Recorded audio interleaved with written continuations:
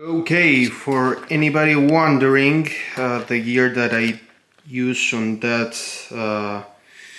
new song teaser, I guess, is my Les Paul R8 loaded with Whiz PIFs pickups. Really vintage kind of stuff. Alnico 4 magnets. These are potted though. I didn't want to deal with the squeal or anything in a rehearsal context, so I did ask for have them potted, and yeah, they are beautiful. They sound really good in my opinion. This guitar is also modified with Grovers, which, believe it or not, they do change the tone in my opinion. And if we go over here, we can see here my Fractal FM3 amp processing, I guess you would call it. It's an amazing tool in my opinion. I don't get, to be honest, the whole debate when it comes to amp versus amp sims and whatever. This is so much easier, makes your life way easier in my opinion. So the chain that I'm using on this one, I don't know if you can see this, let me just focus this, but the chain that I'm using over here, it's basically a Soldano amp. I believe it's a Soldano amp. No, sorry, it's a Friedman amp actually, and the EQ that I'm using on that amp is like that. So you can see it's pretty toned down actually, but it has a ton of master volume. And also I'm using an OD, I'm using a Maxon, which is the low to be honest, with a pretty standard setting, I would say. It's not the typical metal stuff when you roll down the drive, but it's good anyway. When it comes to the cab, I'm using, I believe, an oversized Mesa Boogie model or something like that, but it's a neat setup, you know.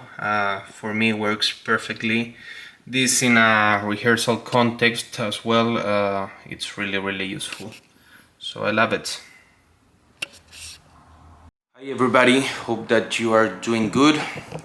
I just wanted to share with you a little bit of my experience on Kiss and the End of the Road tour, which I happened to be in the London show last week. So I first wanted to talk a little bit about my personal experience that I have with Kiss. I've been a Kiss fan for the past 10 years. When I was starting being a fan, my life was changing. You know, I had just started in a new position, in a new job that I really liked. I was by myself, and I always remember really fondly that Kiss taught me how to be a little more laid back, more relaxed, not to take everything so seriously. And I think that is the Kiss spirit that we need to embrace, and it's gonna be important for the other points that I'm going to talk about right now.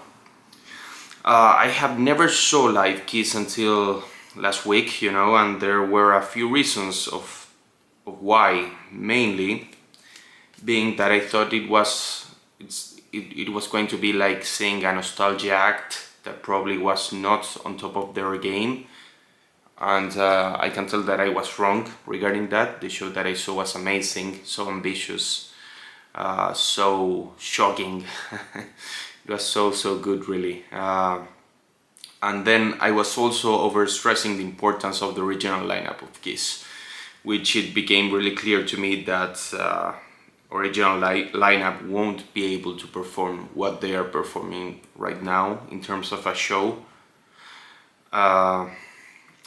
It's funny because I found out, seeing Kiss for the first time after being a fan for the past 10 years, that I was missing 50% of the whole experience, you know.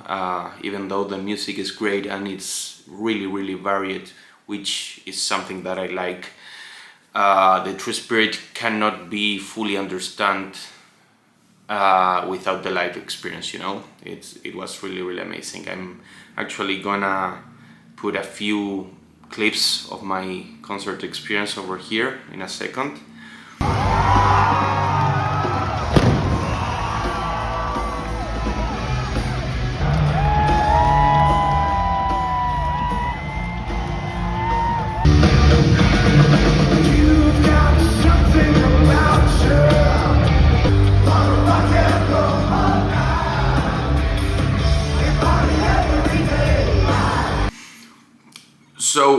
As a final conclusion is that the End of the Road show really left an impression on me. I think that is something that you need to live in the flesh. It's at least once, you know, it's amazing.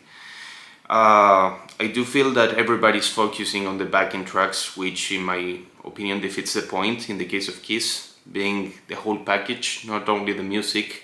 It does make sense to use backing tracks in an extent, I guess, for Kiss at least. Also, I wanted to say that everybody's been focusing on the fact that Kiss is retiring since the early 2000s, which might be true actually. But, I mean, why would you want to end something that is great and fun and unique, right?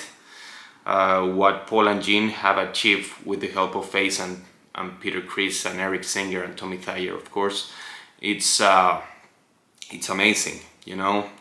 Some could say that they are cash grabbers, but let me tell you something. If you work your ass in something, you want to be rewarded, right? I know that I would like to be rewarded, right?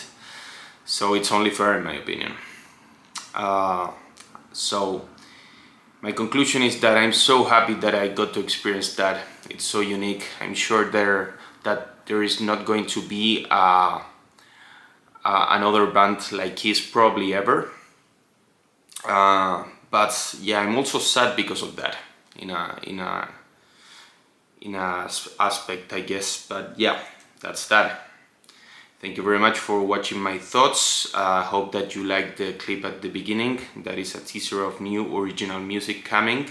I'm gonna post the link to my album in Spotify below. Maybe you could subscribe. Could be good. Thank you very much. Take care. Bye bye.